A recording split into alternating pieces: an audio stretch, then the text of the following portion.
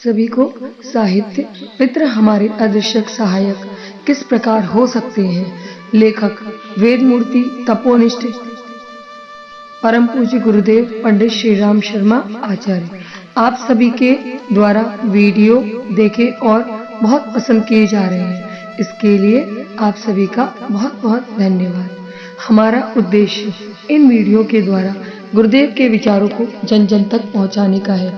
कृपया हमारे इस प्रयास में हमारी सहायता करें। वीडियो को लाइक शेयर सब्सक्राइब अवश्य करें, जिससे आपको आने वाली नई वीडियो की जानकारी प्राप्त हो सके। धन्यवाद। पिछले अध्याय में हमने जाना किस तरह श्रीमती रुथ को फोर्ड ने अपने मृत परिजन की आत्माओं से मिलवाया। आज हम पढ़ेंगे आगे क्या हुआ। यह बातें सुनने वालों को अटपटी अवश्य लगती हैं, किंतु देर तक अध्ययन और खोज करने के पश्चात मुझे इनकी सत्यता में अविश्वास नहीं रह जाता।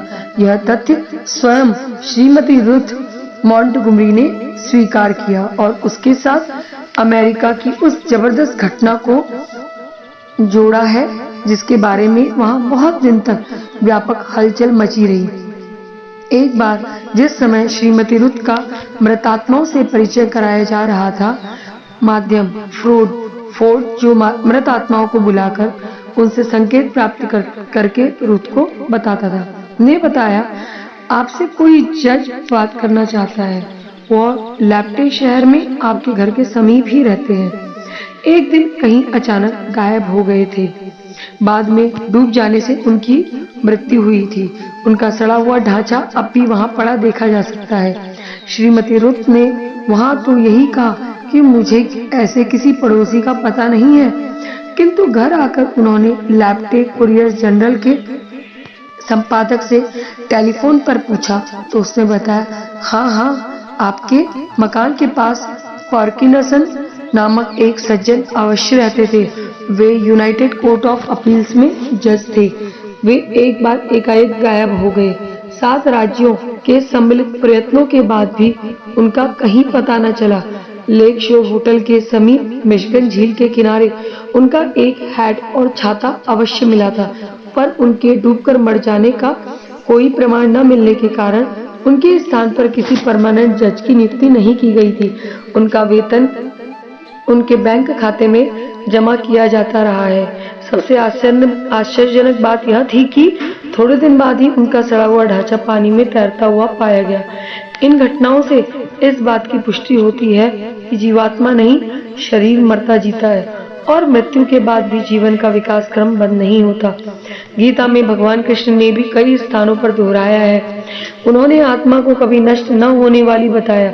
वो अर्जुन को बार बार कहा है कि शक्ति के सत्संस्कार संपन्न होने पर यही अक्षय आत्मा उसकी मरणोपरांत अवधि में पितृ रूप में क्रियाशील रहती है तथा अपनी आत्मोन्नति के लिए प्रयासरत रहने के साथ ही इस पृथ्वी के प्रति रागात्मक संप्रतिक रखने के कारण यहाँ भी स्वजनों तथा सत्पात्रों की आत्मोन्नति में मदद करने को सदैव प्रस्तुत रहती हैं।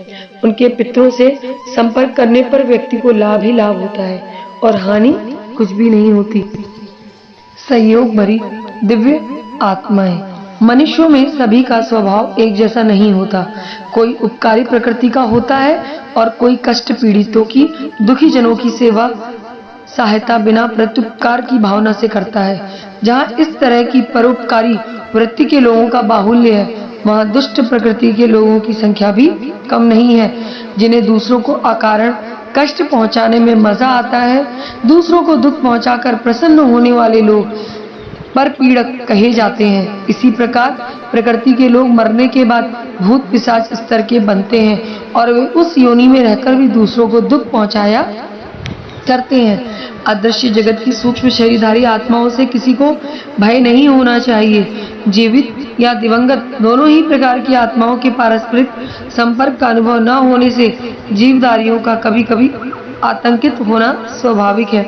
लेकिन यह एक ऐसा प्रकरण है जिसे आत्मिकी के आधार पर सुनियोजित रूप से अधिक अच्छी तरह अधिक व्यापक एवं योजनाबद्ध प्रयोजनों के लिए खोला जा सकता है। यदि अदृश्य आत्माएं किसी सुनिर्धारित आचार संहिता के आधार पर मानव जगत के साथ संपर्क साधे तो दो लोगों के बीच महत्वपूर्ण आदान प्रदान चल सकता है। मृतकों व जीवितों के बीच पुरातन काल में भी ऐसा ही परस्पर उपयोगी प्रत्यावर्तन चलता था। आज भी ऐसे अनेकों उदाहरण मिलते हैं जिनसे पितरों के अदृश्य सहायक के रूप में सहयोगी होने के सिद्धांत की पुष्टि होती है। इनसे कम से कम उन भ्रांतियों को मिटा सकने में तो मदद मिलती है जो जनमानस में बुरी तरह संव्याप्त है। आगे के अध्याय में हम लोग पढ़ेंगे बहुधा किस प्रकार भूत प्रेतों द्वारा डराने कष्ट पहुंचाने की घटनाएं किस प्रकार मनुष्यों के सामने आती हैं, किस प्रकार अशरीरी आत्माओं का भी अस्तित्व होता है और किस प्रकार उच्च आत्माएं मनुष्यों की सहायता करती हैं। आप सभी का बहुत बहुत धन्यवाद।